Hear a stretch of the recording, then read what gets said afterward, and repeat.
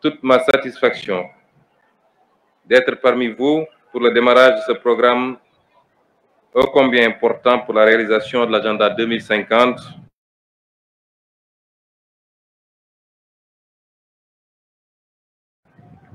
et politique, économique et sociale.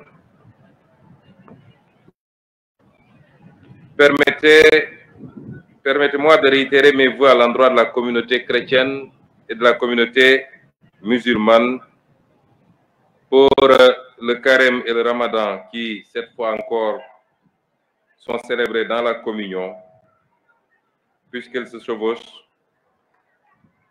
nous donnant une nouvelle occasion de puiser dans nos intarissables richesses sociales et culturelles de partage, de prière et de communion. Mesdames, Messieurs, les membres de mon gouvernement et moi-même magnifions cette cérémonie qui consacre d'une part le lancement officiel du programme d'appui aux acteurs de l'économie sociale et solidaire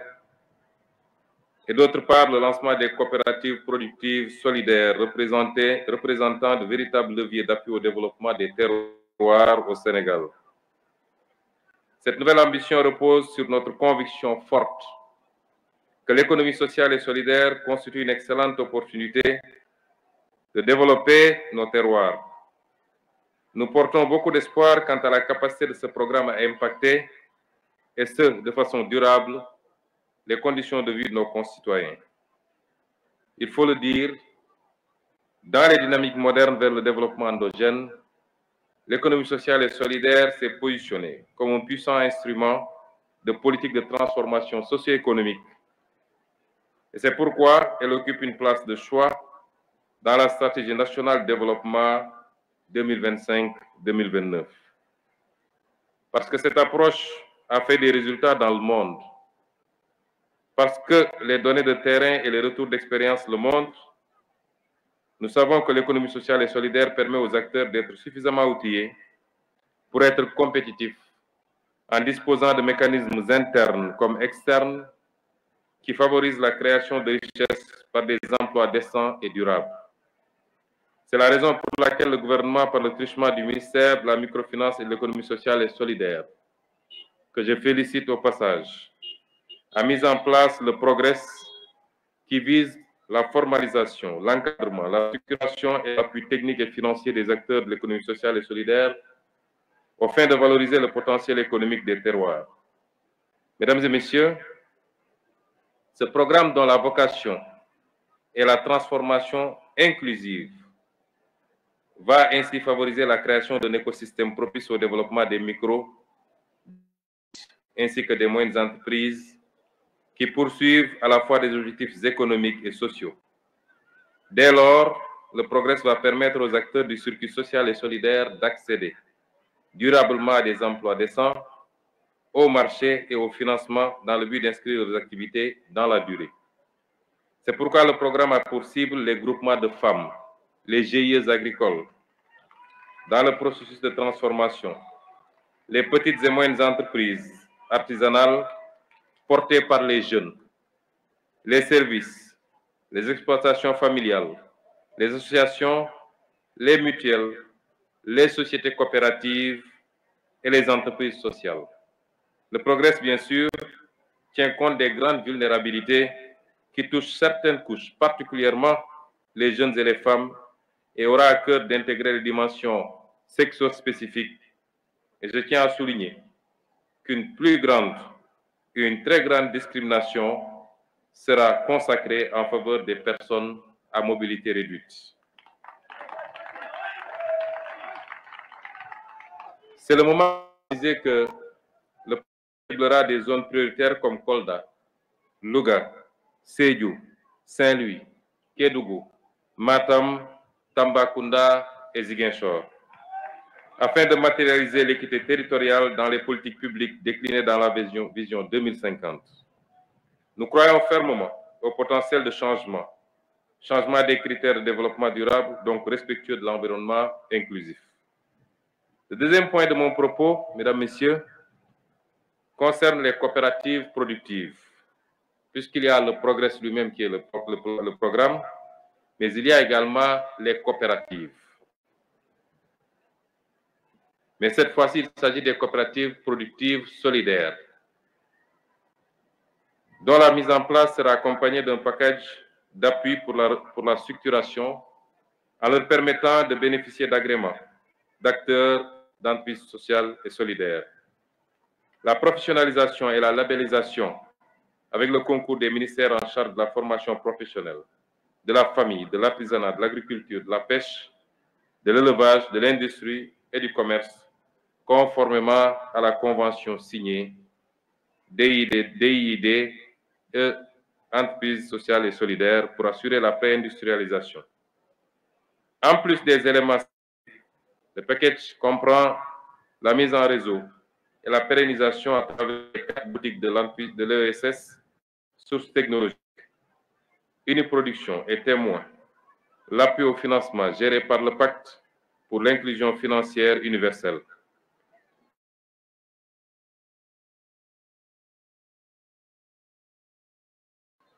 De même que l'appui en matériel d'exploitateurs de l'économie sociale et solidaire. Enfin, le package d'accompagnement comprend la mise en place d'un fonds de mutualisation solidaire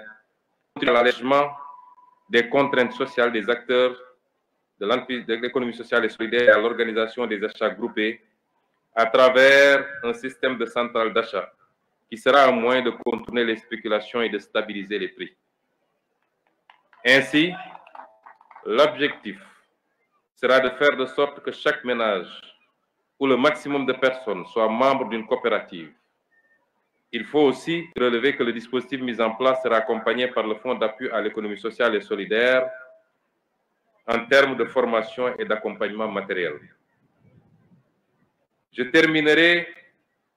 par exprimer notre profonde gratitude à tous ceux qui ont rendu possible ce programme. Au premier chef, je pense à l'important appui du gouvernement italien. Madame l'ambassadrice, je vous transmets ici les sincères remerciements de son Excellence, le président Bassirou Diomaye Diakhar Faye, pour votre appui, qui est un appui capital et qui permettra d'impulser un changement d'échelle dans la production locale, de créer des circuits d'innovation, d'impacter la vie de millions de personnes qui ne demandent qu'une activité qui pourrait changer le cours de leur vie. mbokk yi ñu ngi leen di nuyu di leen siyaare di leen gërëm ci tertu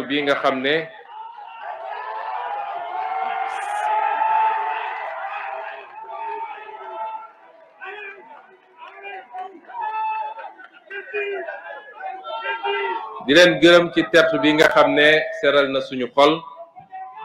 di leen jottali nuyoo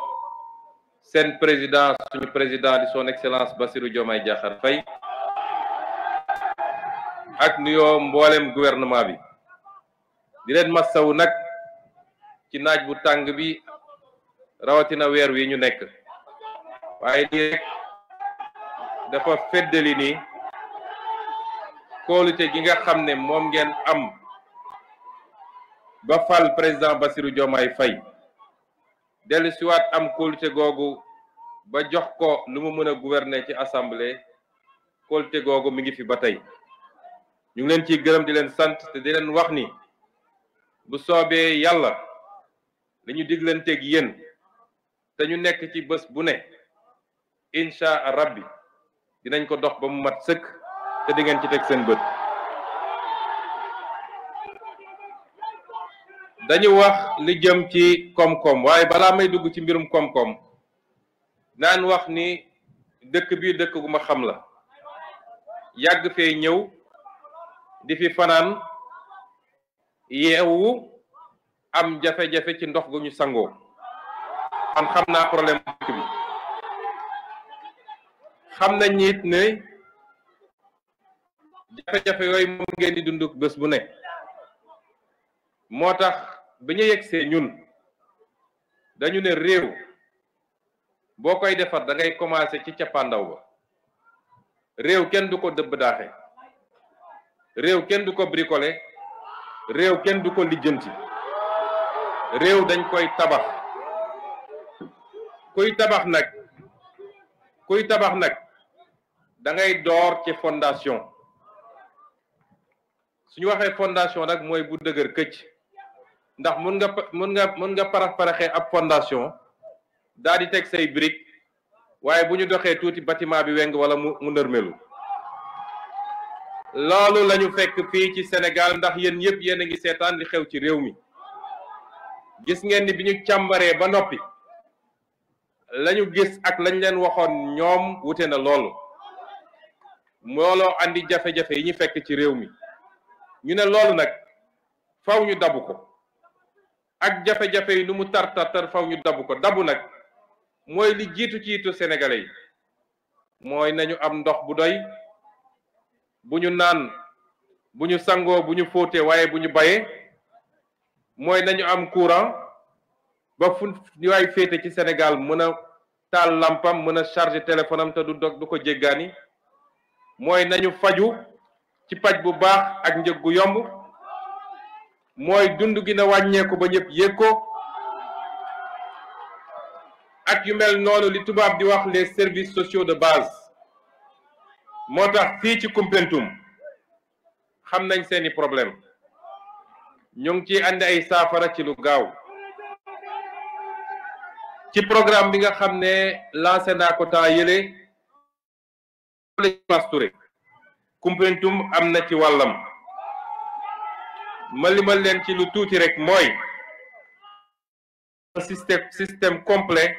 li ñuy wax forage multivillage ak château d'eau bi nga xam ne ñu ngi koy waaj a commencé fële ci commune de Payar waaye ñu ngi ko war a tabax ci village bi nga xam ne moom la ñuy woowee village u Rexaay am na it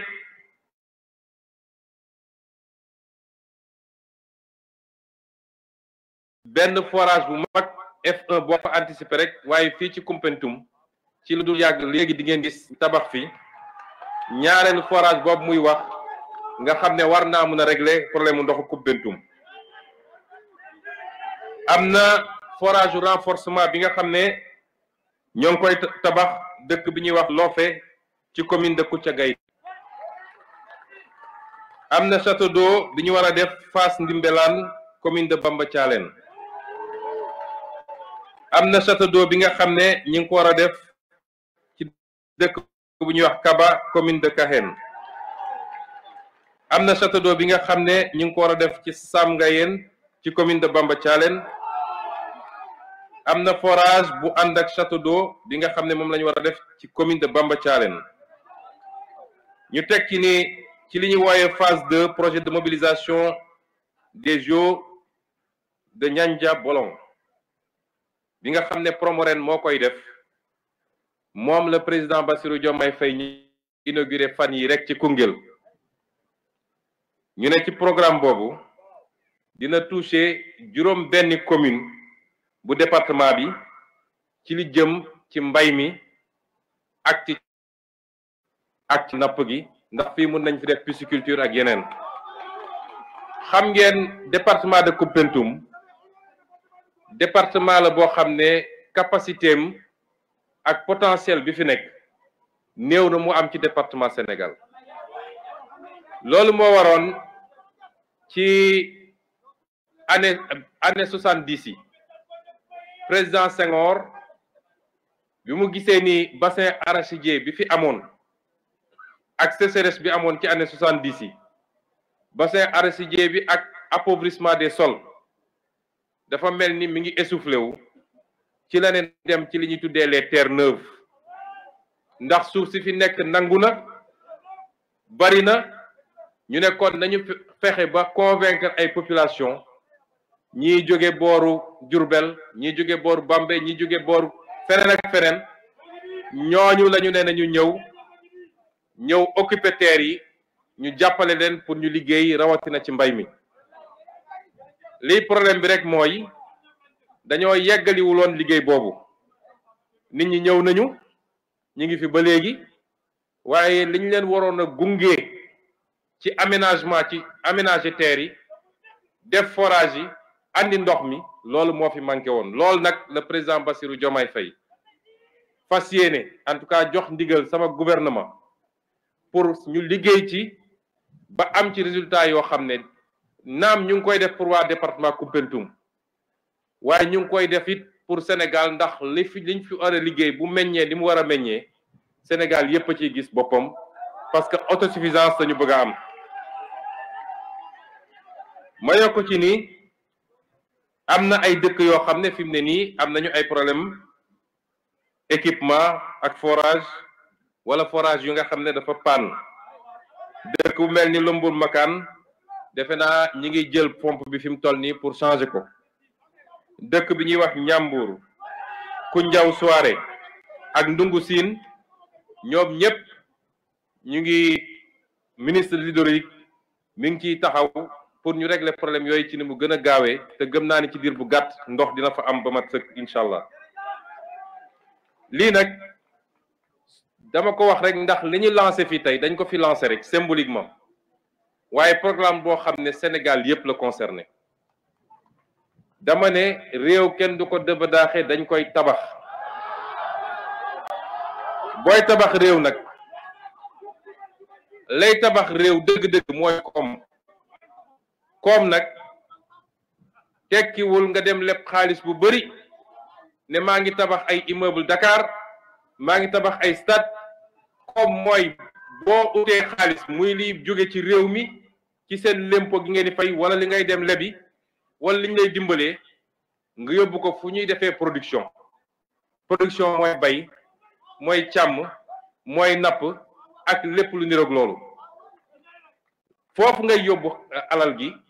daal di def nag luy désenclaver zone yooyu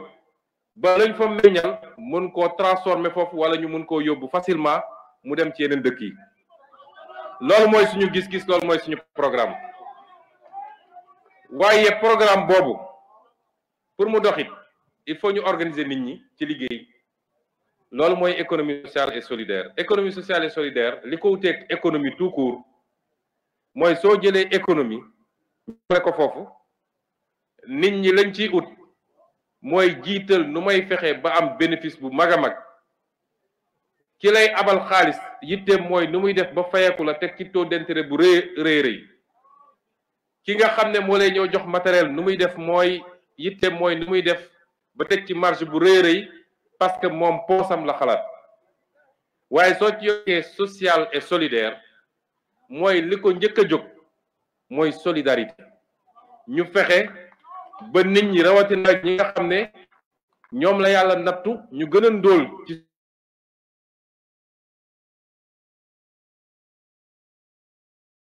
société bi boo xam ne di njëg bu seerul suñ ko mënee def lu ñuy wax sax xardu ay mooy lebal naa la te duma ci teg intérêt li ma la laaj rek mooy fexeel ba fay ndax gore loolu dafa bokk ci gore ndax suñ la lebalee nga fexe ba fay loolu mooy tax ñu mën a lebal sa moroom ëllëg moom it mu dem ñu ne soo koy jox matériel di nga ko jox ci anam boo xam ne du cher wala di nga ko subventionné matériel bi état bi def ci dooleem waaye ñu organiser leen ba ñoom ñu am ay kuréel yu ñuy daje it parce que lu booloo rek moo ëpp doole benn bu ñu demee seen bopp loolu mooy solos économie sociale et solidaire ñu jàpp ni réew mu mel ni Sénégal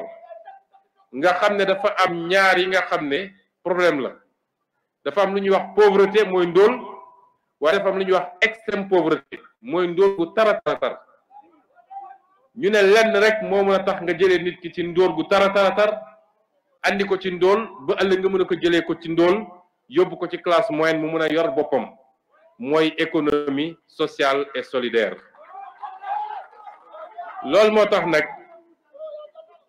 président Bassirou Diomaye bi mu toogee ne jox naa économie sociale et solidaire importance boo xam ne faw rek ma def ko ministère à part loolu mooy docteur Alioune Dione mii ñu ko dénk moom ak équipe am ñu ciy def liggéey bu mucc ayib kon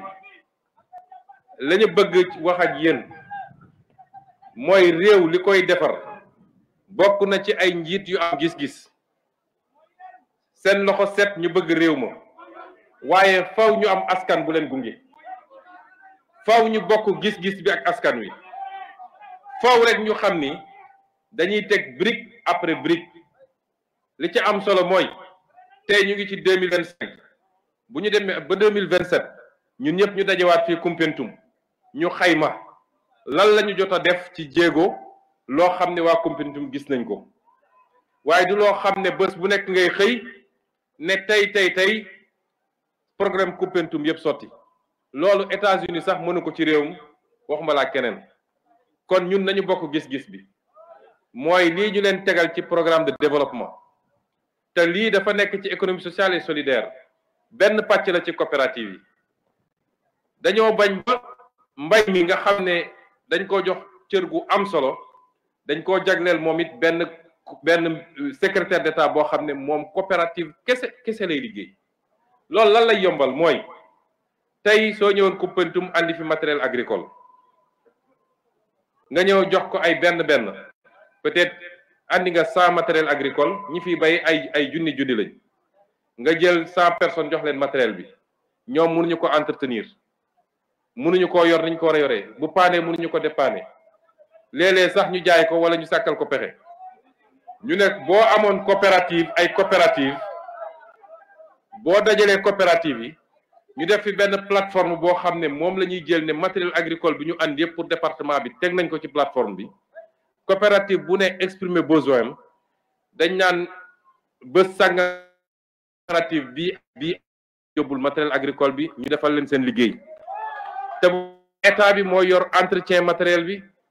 mooy def carburant bi loolu dina doon dimbal ci mbaykat yi noonu lañ koy defee ci sàmmkat yi noonu lañ koy defee ci nappkat yi moo tax ñu ne suñu géej gi dootuñu ko tayle ba contrat commencé moon suñu digganteeg ñi ko doon exploité ba mu jeexee dañ ne renouveler wuñ ko parce que dañoo bëgg jën gi des ci biir réew mi kon lii mooy économie sociale et solidaire ñu ciy félicité bu baax monsieur le ministre Alioune Dione di leen gërëm bu baax ci seen tertu di gërëm it gouvernement italien bi nga xam ne ñooñu ci jàppale mais ñu ci doole ñun ñëpp ñu ànd takk soobal ba ñëw seen bopp ci jub ci jubal ak ci jubbanti asalaamaaleykum. Merci.